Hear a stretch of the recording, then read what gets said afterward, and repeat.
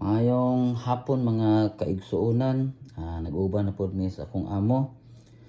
May nalang makakat-on ta ani sa akong pag-process o pagluto aning gold. Kay kini yang business mao ni nakapahimong kwartahan niya o nahimo siyang milyonaryo karon. So matod pas mga katigulangan nga kung kinsa imong mauban-uban, mabarkada sa matag adlaw nag-uban mo, mahimo kang mahisama kanila. So karon maigsoon, naguban-uban jud ko niya kay basin niya mahimo putang kwartahan. Bisag di na lang milyonaryo, kwartahan na lang malipay na taana. Karon ikuha na sa kong amo ang gold, yan ang gitan-aw o yan ang gidokdok kay aron mahibaw-an kung luto na ba jud kayo pagaluto sa gold. So pag human ani miingon din siya nga kutob sa makahawid ani nga gold makapaldo jud. Muna nang hawid jud mi. Ako ning hawid jud ko.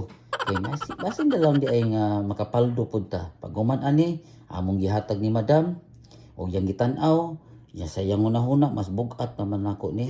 Mo nang iyang gikwenta kung unsa jud ka bugata o iya din gitagaan mig price nga dako jud daw pagahalin ani.